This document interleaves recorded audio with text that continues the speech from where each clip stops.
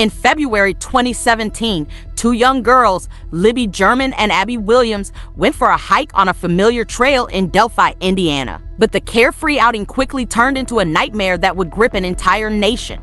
Libby and Abby never returned home, and the chilling clues they left behind, including a haunting video and a voice recording, turned this tragic case into a relentless pursuit of justice. Years later, a shocking arrest brought new hope to the families and the community. This is the gripping story of how a town united to bring a killer to justice and finally seek closure for the girls' loved ones.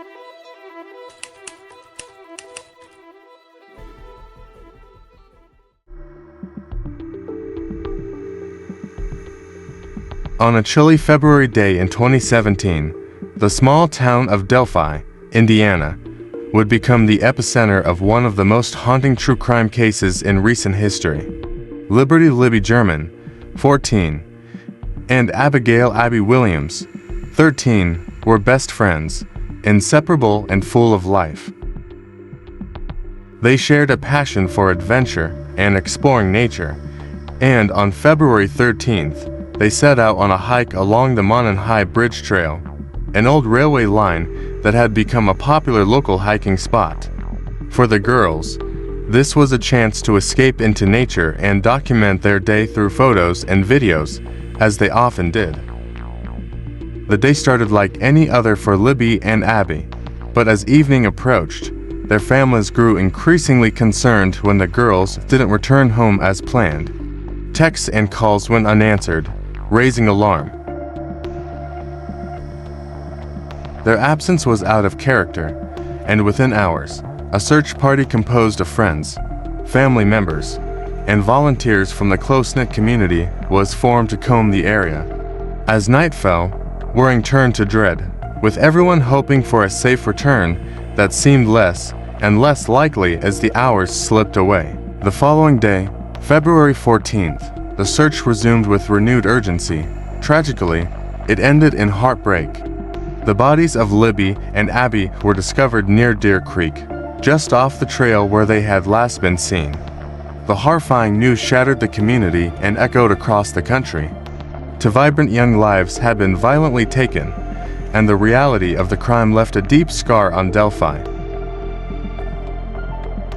As the investigation began, authorities were tight-lipped about the specific details of the crime scene, but rumors circulated that the attack had been brutal and calculated. The small town reeled in shock and fear, knowing that someone capable of such horror could still be walking among them. Families became more protective, and a cloud of suspicion loomed over Delphi. Many speculated that the killer might have been someone familiar with the area, or even someone the girls knew. In the early days of the investigation, Libby's smartphone became the first significant piece of evidence. In a moment of quick thinking and bravery, Libby had managed to record a video of a man approaching them on the Monon High Bridge. This man, known as Bridge Guy, was dressed in jeans, a dark jacket, and a cap, and his manner was unsettling. Additionally, an audio clip captured him saying the chilling words, "Guys, down the hill." This brief recording sent shivers down the spine of everyone who heard it and became a vital clue in the search for the killer. Despite the compelling clues provided by Libby's recording, identifying Bridge Guy proved incredibly challenging. His face was obscured, and his voice, though distinct, was not enough to lead to an immediate suspect. Sketches were drawn based on witness descriptions and released to the public, but they yielded no solid leads. Months turned into years, and while investigators continued to search, the case grew cold. The families of Libby and Abby were determined to keep their memory alive and to ensure that the search for justice did not end. They worked tirelessly to raise awareness, speaking out on social media, organizing vigils, and even establishing funds to assist with the investigation. Their strength and persistence kept the case in the public eye and inspired investigators to never give up on finding the girls' killer. Authorities conducted hundreds of interviews and followed countless tips, but nothing seemed to bring them closer to identifying the killer. The haunting image of Bridge Guy and the ominous audio clip became infamous in true crime circles, with armchair detectives worldwide attempting to solve the mystery. Yet, for years, the case lingered, with no arrests and no new developments. It wasn't until October 2022 that the case took a dramatic turn. A man named Richard Allen, a local Delphi resident, was arrested in connection with the murders of Libby and Abby. Allen, a pharmacy technician at a local CVS, was well known in the community, a seemingly ordinary man who had lived in Delphi for years.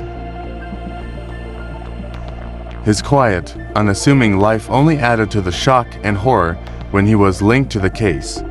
The arrest reignited hope for justice among the families and the community as they braced for the next chapter in the tragic story. Richard Allen's arrest in October 2022 left Delphi stunned. Allen was a familiar face, a 50-year-old pharmacy technician who had lived among the very people he was now accused of terrorizing. To many, he was just another community member, a regular who worked at the local CVS and was known for his polite demeanor. But now, he was the prime suspect in one of Indiana's most chilling cases.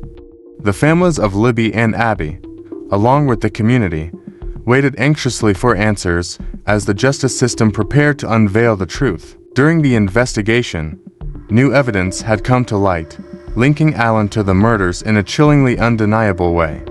Among the most compelling pieces of evidence was a .40 caliber unspent bullet found between the bodies of Libby and Abby. Forensic analysis traced this bullet back to a gun owned by Allen, which he had voluntarily provided to investigators. This discovery was pivotal, connecting Allen to the crime scene in a way that could not be explained away.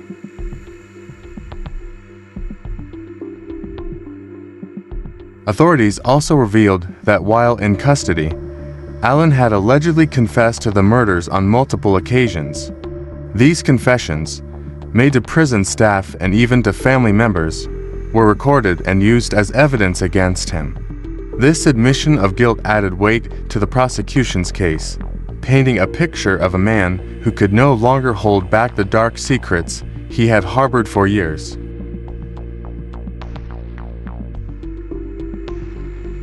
The trial, which commenced on October 18, 2024, drew national attention.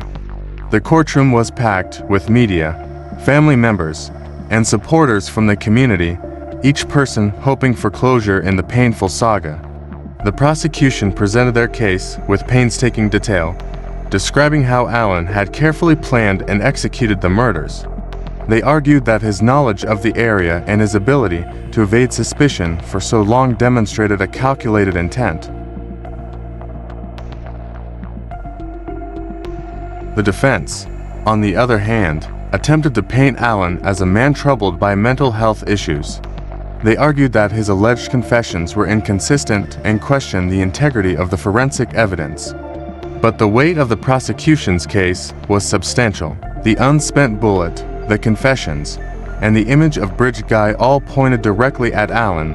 The chilling evidence was laid out before the jury, and the haunting words captured on Libby's phone echoed through the courtroom, underscoring the gravity of the crime. Throughout the trial, the families of Libby and Abby remained a constant presence, their faces a mixture of sorrow and resolve. They listened intently as each piece of evidence was presented, reliving the trauma of their daughter's final moments in the hope that justice would finally be served. The community of Delphi, too, watched closely, longing for a sense of closure after nearly 8 years of pain and unanswered questions. After 4 grueling days of deliberation, the jury returned a unanimous verdict. Richard Allen was found guilty of the murders of Libby German and Abby Williams. The courtroom filled with a mixture of relief and grief as the reality of the verdict sank in. The families embraced, tears flowing freely, finally feeling that some measure of justice had been achieved. On November 20, 2024, Allen was sentenced to life imprisonment without the possibility of parole. The judge condemned the heinous nature of the crime and Allen's attempts to evade justice, calling it a betrayal of the trust that had once bound the Delphi community. As he was led away, Allen's expression was one of stoic resignation, his secrets now laid bare for all to see. For the families of Libby and Abby, the verdict was a bittersweet victory. While it could never bring their daughters back, it offered a sense of closure, a chance to heal from the wounds that had haunted them for so long. In the months following the trial, they continued to honor the girls' memory, establishing foundations to support victims' families and advocate for justice. Their fight for accountability transformed them into pillars of strength within the community. Today, the story of Libby and Abby serves as a solemn reminder of the resilience of a small town in the face of unimaginable loss. Their family's dedication to justice, the bravery of Libby in capturing her attacker on film, and the relentless work of law enforcement brought a final resolution to a case that had haunted Delphi for years.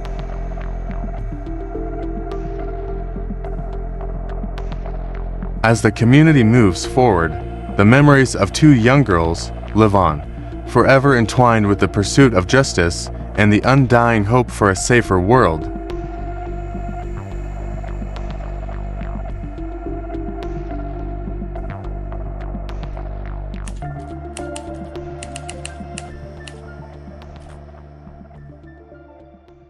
All right, so we're diving into a case that a lot of you have asked about, and it's a tough one to talk about. The Delphi murders.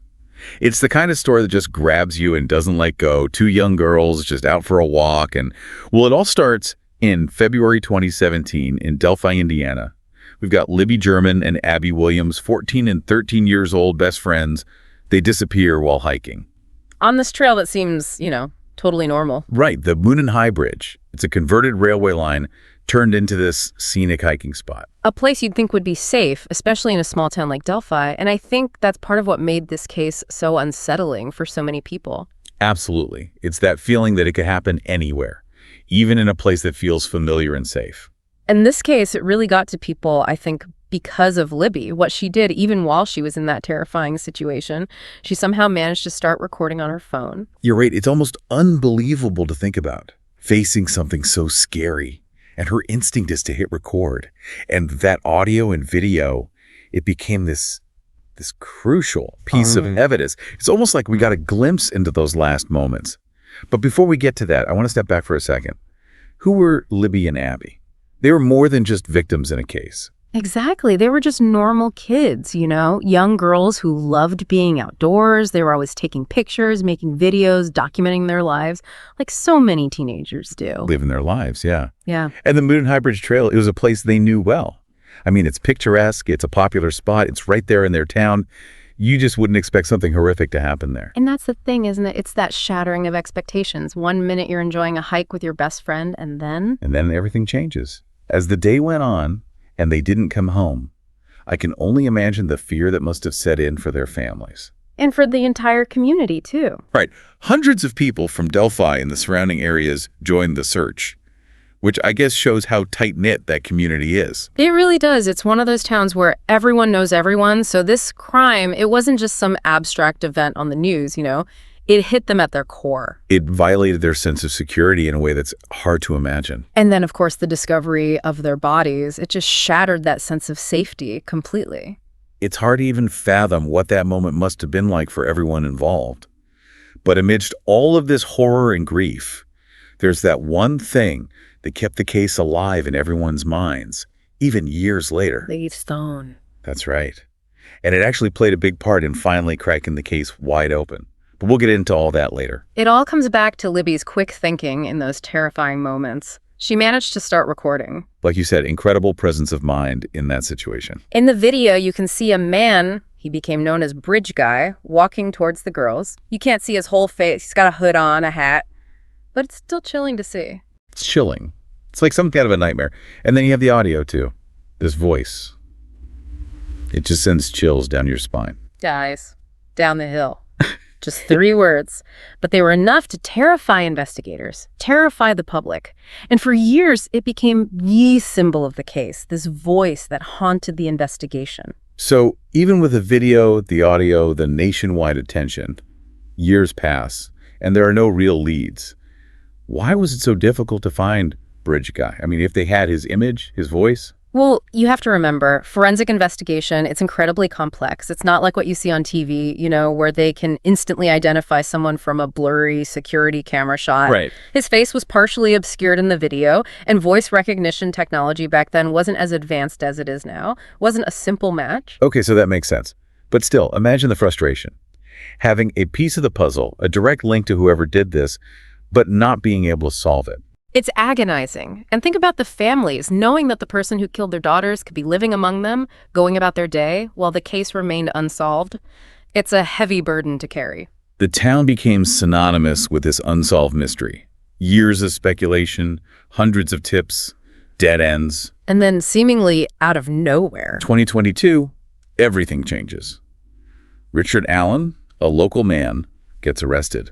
What was that like for Delphi? Oh, it was shock, to say the least. Complete disbelief. I mean, Richard Allen was, on the surface, an ordinary guy. Worked at the CVS, the pharmacy. People knew him, saw him around town. It's not like he was some mysterious outsider. And suddenly he's the prime suspect in this horrific double homicide. It was a twist that nobody saw coming. I mean, here's this unassuming guy, someone you might see at the pharmacy, exchange a few words with, and all this time... He was the one they were looking for. Exactly. It really is like something you'd see in a movie or a TV show, You think you know someone, and then bam, this huge secret comes out. It makes you wonder who you can really trust, right? But let's get back to the investigation. How did they finally connect Allen to the murders? What was that missing piece of the puzzle? Well, there was this one piece of evidence that turned out to be crucial. A single unspent bullet, a .40 caliber, found right there at the crime scene between the bodies of Libby and Abby. And get this, through some pretty incredible forensic analysis, they were able to link that bullet back to a gun owned by, you guessed it, Richard Allen. Wait, hold on. They could actually link the bullet to his gun. That seems so technical. How does that even work? It's all about ballistics, you see. Every firearm, it leaves these unique markings on the bullets it fires, kind of like a fingerprint. Oh, interesting. So each gun has its own, signature. Exactly. So when they examined that bullet under a microscope, they were able to match those markings to the gun registered to Richard Allen. It's pretty hard to argue with that kind of scientific evidence. It sounds pretty ironclad. But I'm guessing his defense team still tried to poke holes in it, right? I mean, that's their job. Oh, absolutely. They questioned everything. The chain of custody, suggesting maybe the bullet wasn't handled properly or that there could have been contamination at the crime scene, trying to create that element of doubt. Passing doubt on the process, yeah. But the prosecution, they had their ducks in a row. They meticulously documented every step from the moment that bullet was found to its analysis in the lab. There was no room for error. So that's the physical evidence. But you mentioned earlier that Allen actually confessed to the murders multiple times. Is that right? That's right. While he was in custody, he allegedly confessed to prison staff and even to members of his own family. Wow. To his own family. And here's the thing. A lot of these confessions, they were recorded. Recorded confessions, that's got to be tough to argue against in court. It's pretty damning evidence. But of course, the defense team, they had to try something. They tried to argue that the confessions were coerced, that Allen was pressured into saying things he didn't mean. I see. Or that his mental state at the time, made him susceptible to suggestion. Maybe he was just saying what he thought people wanted to hear. Remember, they were building a defense strategy around Allen's mental health, suggesting he wasn't in control of his actions. So they're trying to cast doubt on his state of mind and the reliability of his confessions.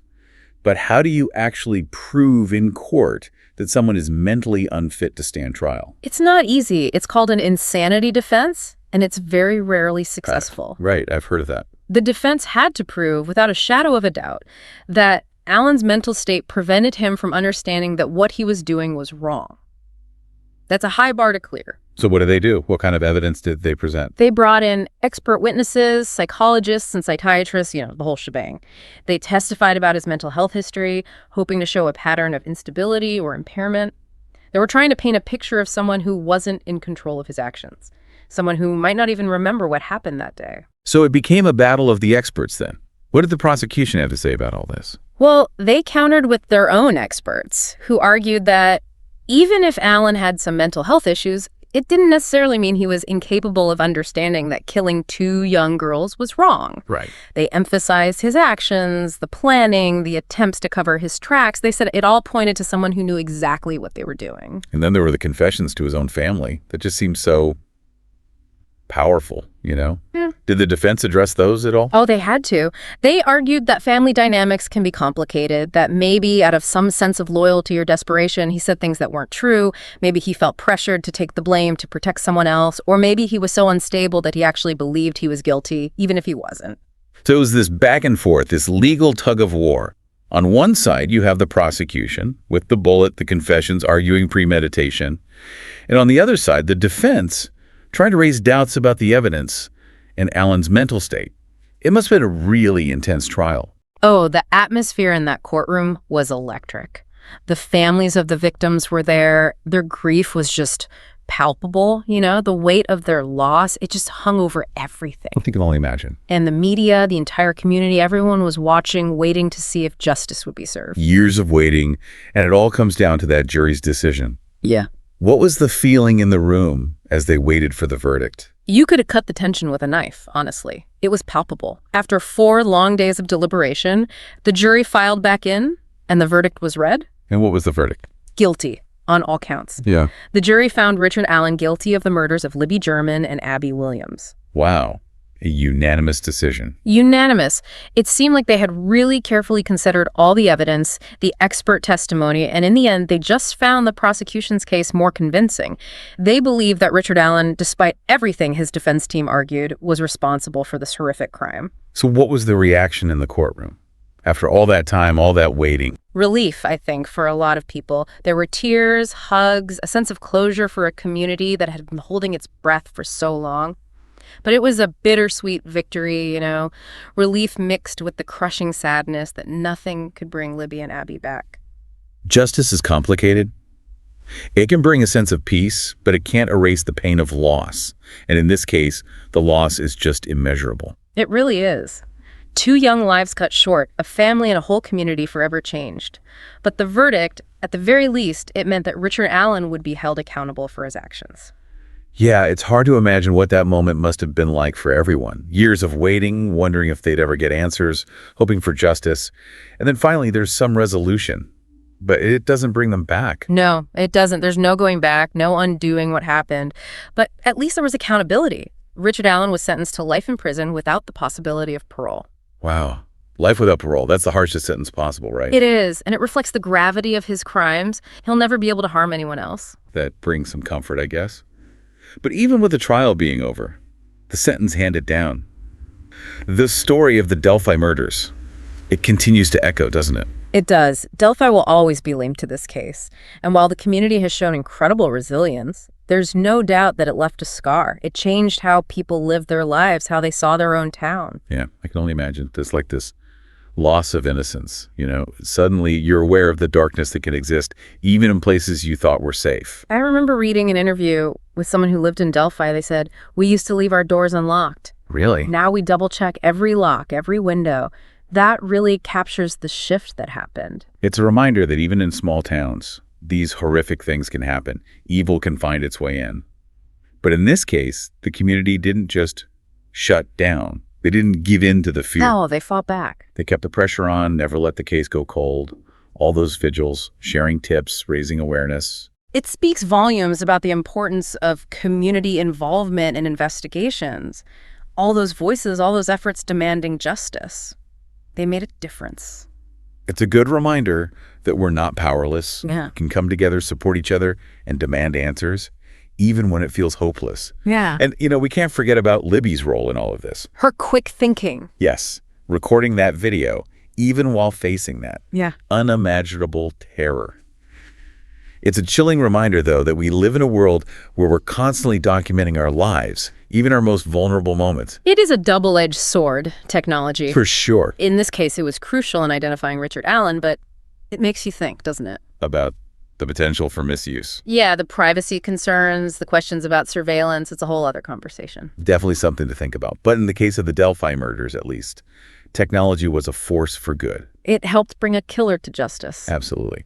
So as we wrap up this deep dive, what stands out to you the most about this case? What are the most important things to remember? It always comes back to Libby and Abby for me.